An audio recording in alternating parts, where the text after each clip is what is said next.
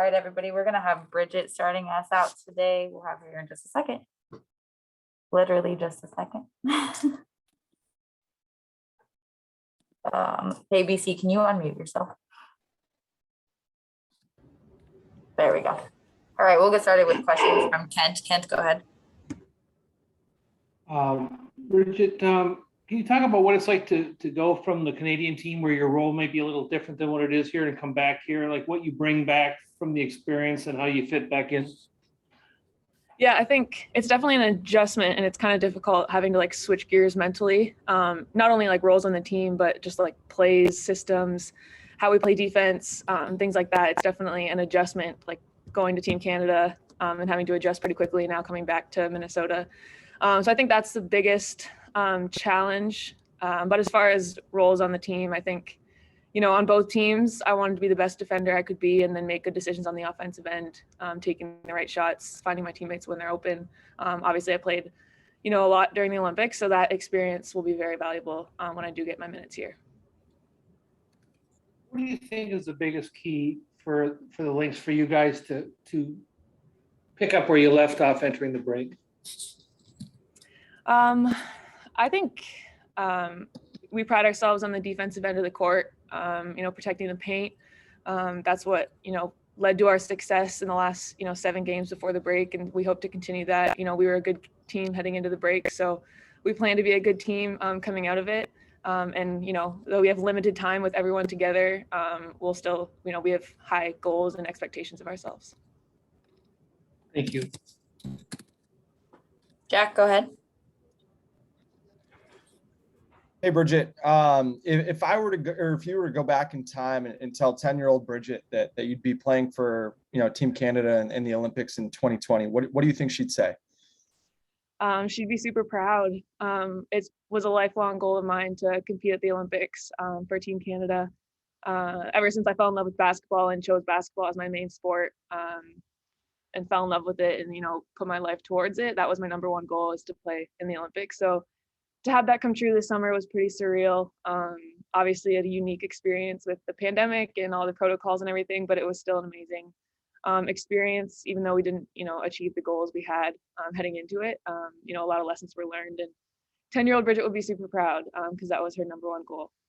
And just what was it like to experience it with someone like Natalie, who's obviously your teammate here, but has been through, the Olympic Games now 3 times? Yeah, now she's a 3-time Olympian. Obviously just good to have her in my corner, even like leading up to the games, having her, to lean on, to ask questions. And obviously, we've grown a lot this summer, our relationship. We've gotten super close, just spending a lot of time together, both with Minnesota and Team Canada. So it was amazing having her. She's obviously a great teammate, a great leader, and someone I know I can lean on the court, off the court. But yeah, I'm super happy for her that she was able to, go to her 3rd Olympics, and hopefully we can have a successful summer overall with the Lynx as well. And then lastly, Coach Pearson mentioned yesterday that the biggest difference for your team in becoming more balanced, on that last 10 games, was the versatility of individual players kind of coming together. How much more, easily does team chemistry come along when you've got so many, pure position players, but then also really hyper versatile players like Fee, K-Mac, Ariel, and yourself?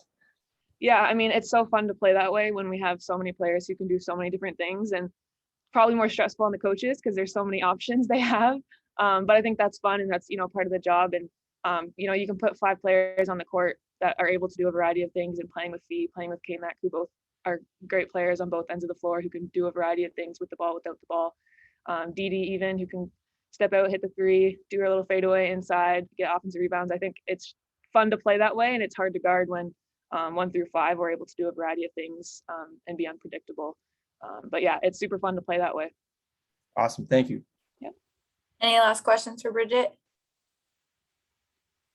All righty. Thank you, BC. Thank you.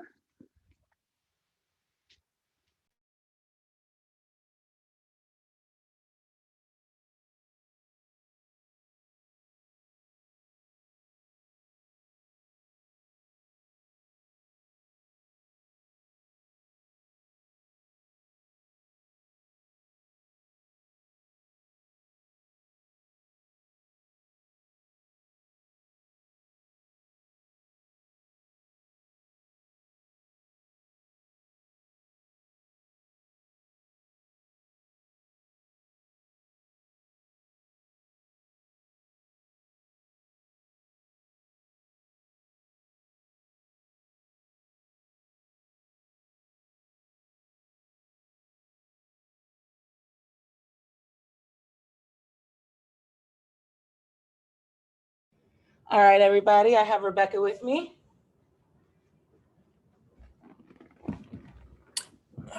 Hey, Coach, we'll get started with questions from Kent. Kent, go ahead. Hey, Coach, you've had the better part of a week now with the team back together. They were talking yesterday about all the defense that you've been working on, all the individual skills. What have you seen from this group as it's getting ready to start the second half? Do you see a team that's ready to carry their momentum over from what happened into the break?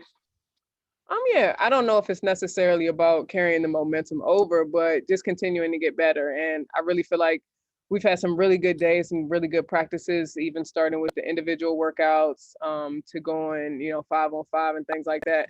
We've gotten a lot of good work done to be better than we were going into the break. And that's what it's really about, The season continues and we just have to continue to grow and figure out what we didn't do necessarily in the first half of the season, those first couple games, and just get better. Everybody else is practicing and getting better, so we need to make sure that we're doing the same thing.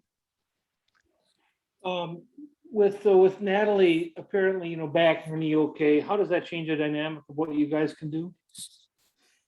Natalie's really good for us. She gives a lot of veteran leadership, very vocal with her teammates, and really helps with the flow of the game. That's one thing that we were missing without her, is her ability to command her teammates' attention, to get them to move where they wanted to move. She's a great passer, great facilitator, and that definitely helps us. Thank you. We'll go next question to Danny. Danny, go ahead. Hey, Coach, thanks for your time today. I was wondering, you mentioned in your answer to Kent's first question, kind of addressing some of the things that the team didn't do in the first half of the season. I was wondering if you could take us inside a bit of what you've been working on in practice in that respect. I think we want to definitely get better defensively. We also wanted to make sure that our flow offensively was a little bit better than it was. So moving together, just continuing to gel and understand our teammates and their movements and how we can make them find successful. And then just playing people in different positions, putting people in different spots so that we can figure out where they look most comfortable. Jack, go ahead. Hey, Coach, you've seen Sylvia Fowles' dominance both as a teammate and now as a coach. Just what about her game and her leadership has created such a competitive advantage for the Lynx? I mean, she's a special person. If you look at her stature alone, her size, her quickness, her ability to move, like a lot of other people when players her size can't necessarily move, make her really special. Her ability to step outside, she has great touch. Which I don't think she gets enough respect for, but she can shoot the ball extremely well. And then in the paint, there's not a lot that you can do with her. So she makes it very difficult for defenses, and surrounding her with shooters makes a team pretty lethal. So I mean, she's just a great player. And as far as a leader on this team, she is probably one of the most humble leaders that you can ever be around. She's a great player, but she's a great person, and I think that her teammates kind of gravitate towards that and respect her even more for it. And then you mentioned that shooting around her and how much of an impact that has on her individual play.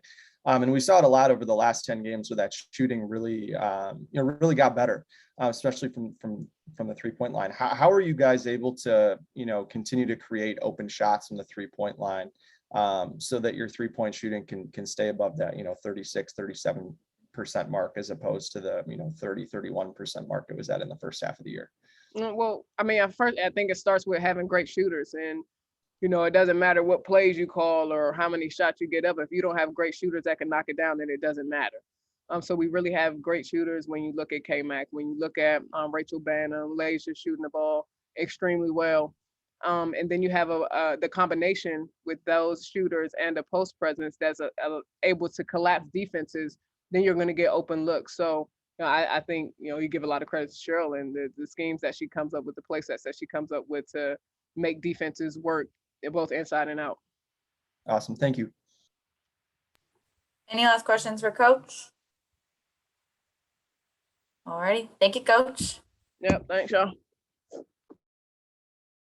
But I'm so thankful to those around me, to Chuck, Brandy, and Emily here, and then also Rhonda and Danielle and my medical staff with the national team, to even get me back, to get me back in time to be able to play.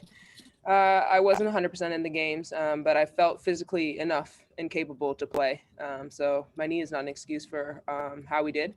Um, I think it's tough to wear the brace, but unfortunately, that's where I'm going to be at. Hopefully not for the whole season, but at least for the near future, I will be wearing it until I can fully feel comfortable without it on. In a sense, was being able to play in the Olympics kind of a good way to get kind of ready to get back into things here with the Lynx, because you missed so many games. I mean, a month's worth of games plus. I mean, how do you feel you are in just in terms of kind of being back in the flow?